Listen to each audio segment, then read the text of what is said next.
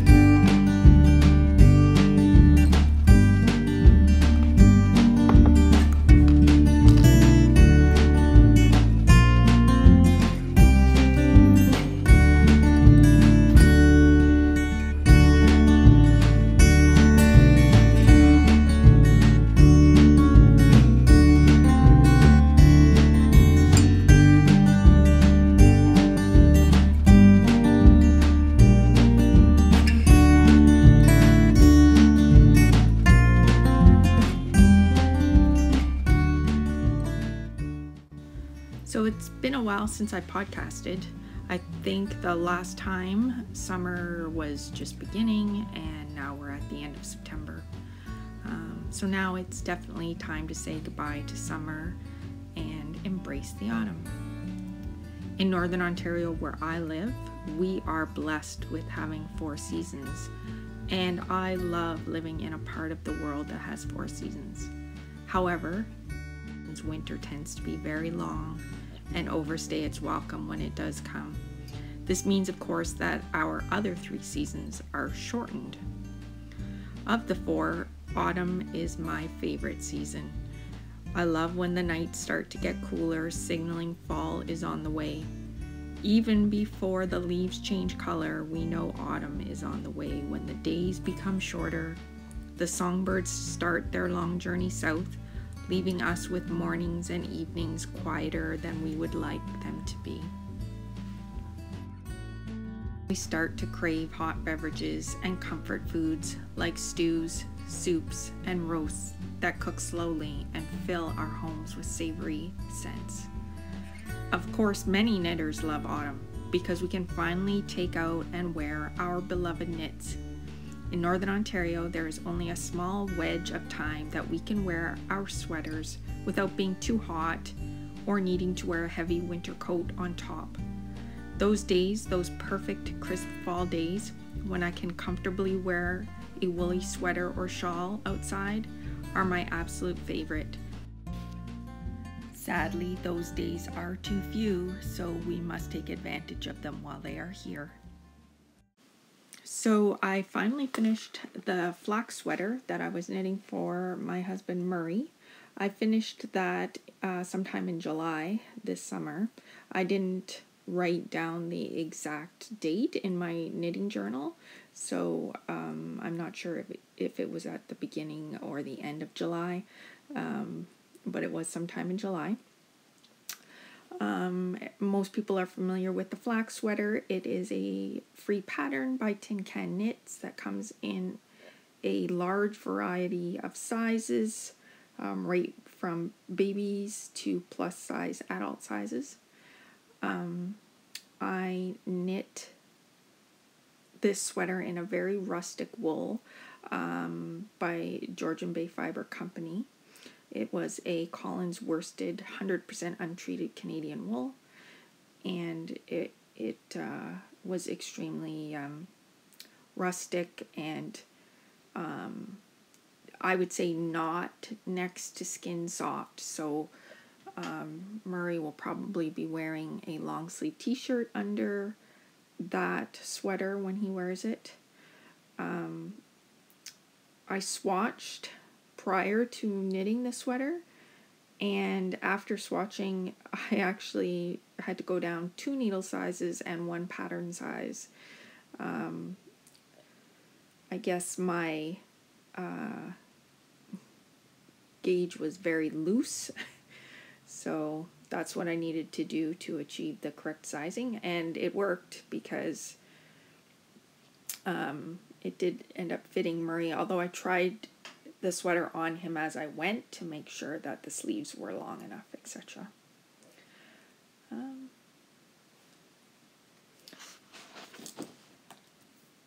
I also completed 2 Ranunculus sweaters this summer. The first one I completed on August 4th was for my daughter Claire. It was knit. I only need 1 skein to knit her sweater, 1 skein of a lace weight yarn. So it was Carpe Diem by Pure Lane, and it was in the color Rose Pearl. The Ranunculus pattern, as most knitters are aware, is a pattern by Midori Hirose, and that you can access that from Ravelry. To complete this sweater, I used size 6 needles on a 14-inch cable. I knit the cropped version for my daughter with the short sleeves, and I did try on that sweater to see how I liked it. For me, the fabric was far too lacy, or it was too light, and I didn't like the short sleeves on me. I prefer long sleeves, and I found the pattern was far too cropped for me as well. I have a long torso and I like a longer sweater. So I knit a second Ranunculus that I actually started on August 4th, which is the date that I finished the first Ranunculus. And I finished that one on August 20th, so it didn't take me too long. I knit that sweater in Leo and Roxy yarn in the colorway Mink. I used 3 skeins, and that is a superwash merino, so the yarn was very soft. Again, I used the size 6 needles on a 14-inch cable. For this one, though, I did the wide neck. On Claire's version, I had done the crew neck version, or the tighter neck version. I added quite a bit of length to the torso, and I added on to the ribbing as well, and then I made the sleeves longer, and I did twisted rib cuffs and twisted rib cuffs for the arms and for the body. When I completed the Ranunculus sweater, even though I had added quite a bit of length to the torso, I found it was still a little bit too cropped for my liking. I typically do not wear high-waisted pants. I'll either wear low-rise or medium-rise pants, and the sweater just came to the top of medium-rise pants. So I thought that because it was super washable, I could take the opportunity when I was blocking it to stretch out the body a little bit, and I did do that. However, what ended up happening, even though I didn't try to do it, is that the neck opening became larger than I wanted. It was perfect when I was done knitting, but then after blocking, it was very wide. And I think that happened because I had tried to stretch out the lace yoke a little bit to make it more, a little more obvious. And I also found, even though I really did not block the sweater aggressively in the arms at all, I just basically formed the arms. I didn't stretch them at all. because it was super washable, the arms still stretched out quite a bit. So I had made them to the perfect length for me, and then they stretched out. So what I did was simply folded up the cuff part of the arms, and actually it's at the perfect length, and I don't mind that they are folded up. And I added elastic thread to the neck to pull it in a little bit so it would be more where I wanted it to be. And now I'm super happy with everything. The length in the torso did block out as I had hoped, and after adding the thread and rolling up the cuffs, I just find I really like the fit.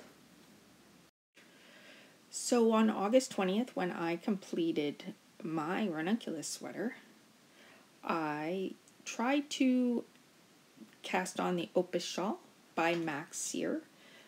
He's part of the team Les Garçons. I don't know if you've seen his shawl, but it's beautiful.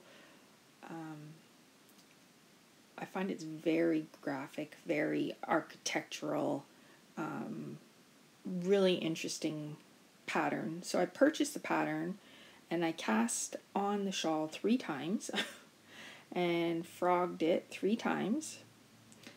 I think part of the problem was that I just wasn't in the mental space to complete the project. I was having a very hard time concentrating on the pattern, and I also wasn't happy with my yarn choices.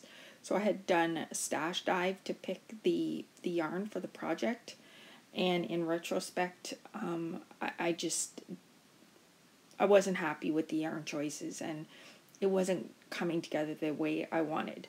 So even though I really had wanted to take part in that knit along, I ended up abandoning that project, and I'm happy that I made that decision. Sometimes I find myself knitting a project not because it's my first choice or something that I'm super excited to do at that time. Sometimes I get swept up in the everybody is doing it feeling. So that feeling of FOMO, that fear of missing out and wanting to be part of the knitting community. So I think there are times where that's awesome and that's appropriate, especially if it coincides with your own knitting goals. But there are also times when it's just not the best idea to jump on the bandwagon with everybody. So having said all that, I still love the pattern. It's still something I want to create in the future. I'm going to tuck that away for now. And then when I find myself in a position to focus and really be able to concentrate on it, perhaps when I, come across some yarn that I think will be perfect for that project, then I definitely intend to try that again. I had a lot of similar feelings regarding the Stephen West mystery knit along. When that was announced, I started to have those fear of missing out feelings. I saw so many podcasters choosing their yarn, getting excited. Everybody in the knitting community is familiar with the Stephen West mystery knit along that occurs at this time of the year, and so many people were getting excited about it that I wanted to jump on board with that too. But because of my experience with the Opus shawl, I decided that this would be the year to sit back and wait and just watch and enjoy everybody else's journey in creating that shawl. And maybe when it's complete, I will at that time decide to knit it, but for now I just decided to opt out and concentrate on a few other things. So after I made the decision not to continue with the Opus shawl, I thought if I'm not in the right headspace to complete this type of project, maybe I need something super easy and something that's not going to be challenging for me right at this particular time. So when I came across another podcaster who was talking about the Mohair bias loop, which is a wrap or a shawl by Churchmouse Classics, I thought that would be the perfect project for me at that time. And it was. So I cast it on August 29th using the same yarn as the Ranunculus. So it was the Carpe Diem yarn in the colorway Rose Pearl. It's a 38% baby alpaca, 37% Pima cotton, and 25% merino. I used a US 10.5 size needle, round needles, which is 6.5 millimeters. And I found it very enjoyable. It was just a very meditative, repetitive type knit, and I liked the result. I liked the final item that was created because I really loved the way it could be used as a wrap, a very light sort of summery or early fall wrap, or it could be used as a cowl, and that could be worn right into the winter. It was very light, but still warm and comfortable, and I just really liked it. After knitting it, I was thinking that I might make more of those for other people, maybe Christmas presents. I haven't decided. Part of the pattern involves grafting two pieces together to form the round loop, and I didn't use the grafting technique that was suggested in the pattern. I actually went with a different grafting technique that I found as a tutorial on YouTube, and I will link it below if anybody is interested. So the same day that I completed that project on August 29th, I cast on a second Mohair bias loop. This time I used a Surrey, baby Surrey alpaca yarn. It's a yarn by Rowan and Raven, and it's a Surrey Squish lace weight yarn in the colorway Seafoam, and it's 74% baby Surrey alpaca and 26% silk. I purchased this yarn at the Rowan and Raven booth at the Muskoka Fiber Festival, which took place on August 21st. And because the Mohair bias loop is a one skein project, if you're using a lace weight yarn, it's one skein. I bought a few skeins in different colors of different types of yarn at that fiber festival that I thought might be appropriate to make some additional wraps, Mohair bias loop wraps.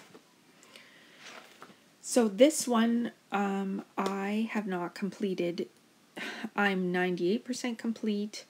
I am at the very end of the grafting process, and for some reason I have put it aside.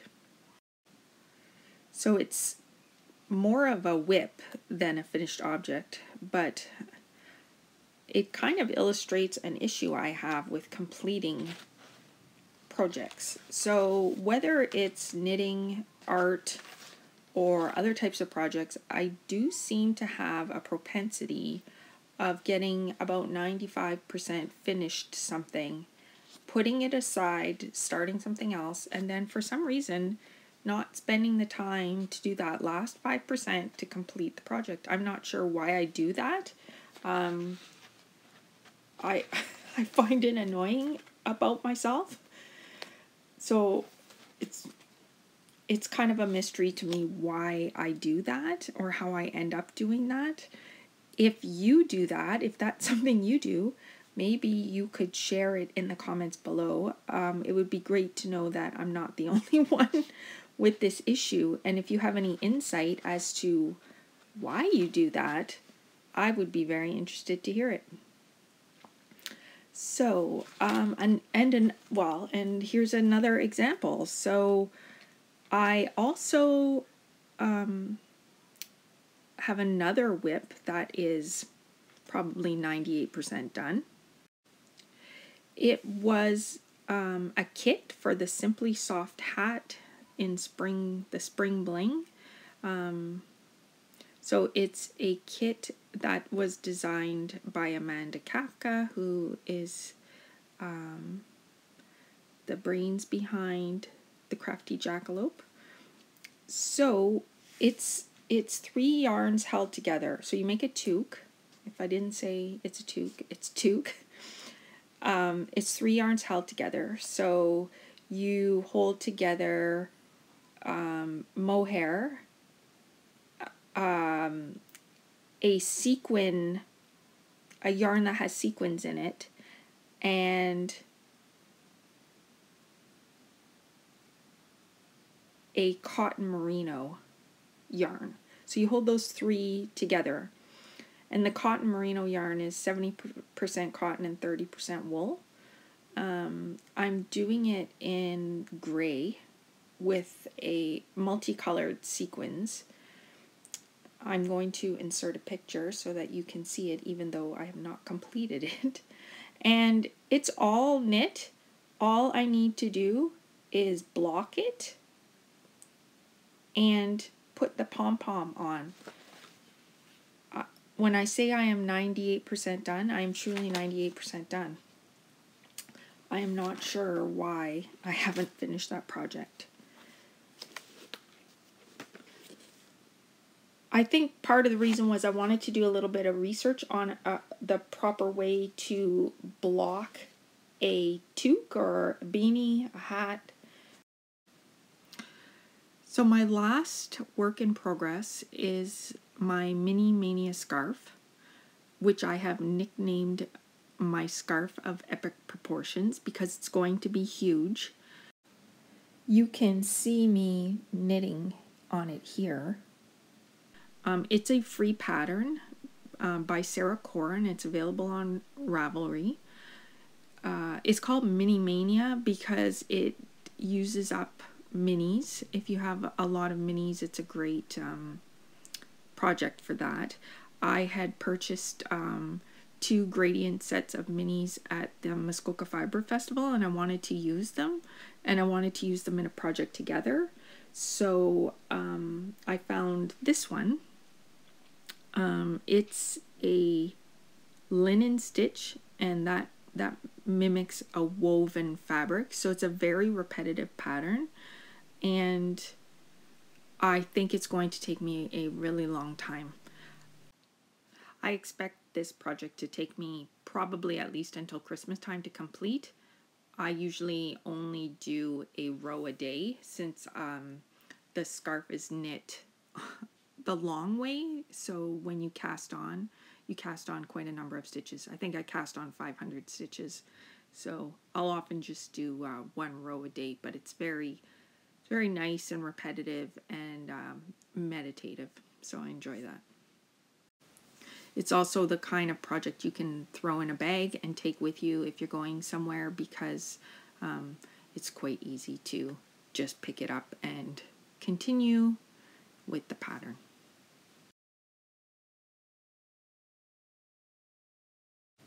I really don't watch a lot of TV or movies during the summer months, but as the weather becomes colder, I do enjoy watching some programs in the evening, typically while I'm knitting, if I have something that doesn't require a lot of concentration.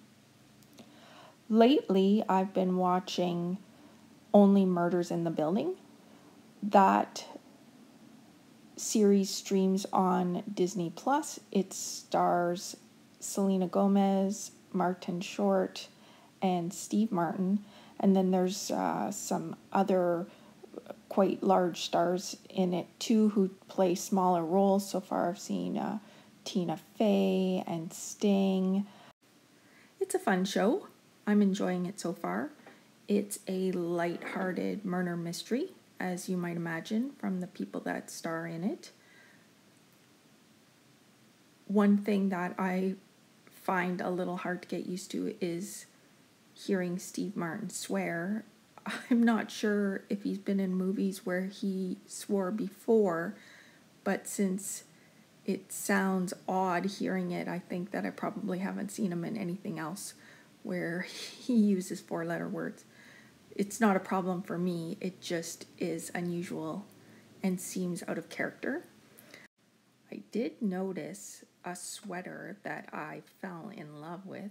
It was worn by Selena Gomez right at the beginning of episode 2, and to me it kind of looked like a knit collage sweater. It was knit with some art yarns, I think. It was super interesting and I really liked it. I think I need to see if I can do some research about who designed that particular sweater because I thought it was just amazing. The other TV show that I'm enjoying right now is Vera. I think it's season 11 of Vera. If you are the type of person who likes to watch series where older ladies solve crimes, then this would be in your wheelhouse.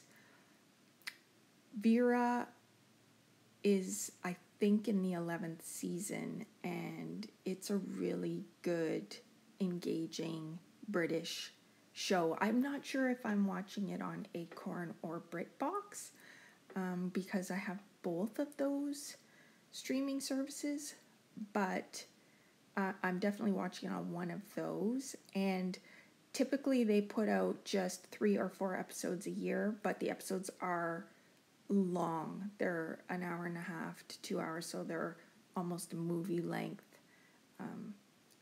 Really good. I watched every season and I have enjoyed every season. The other series I started watching recently is Foundation on Apple TV+. They are only releasing an episode per week, so I've only watched 2 episodes so far, but I'm just absolutely loving it so far. It's sci-fi, so if you enjoy sci-fi, and if you, it's based on the Foundation series by Isaac Asimov, and those books were written quite a long time ago, in the 60s or 70s, I believe. And I think that's it. I can't give you an update on what I've been reading because I really haven't read that much during the summer. I've started a few things, but I haven't completed them, so I think I will hold off on talking about them until I'm done. And instead of giving you a life update of everything that's happened over the past few months, I thought what I might do is just insert some video clips at the end here, just to kind of give you an idea of things that my family and I have been up to over the summer, and I will leave you with that.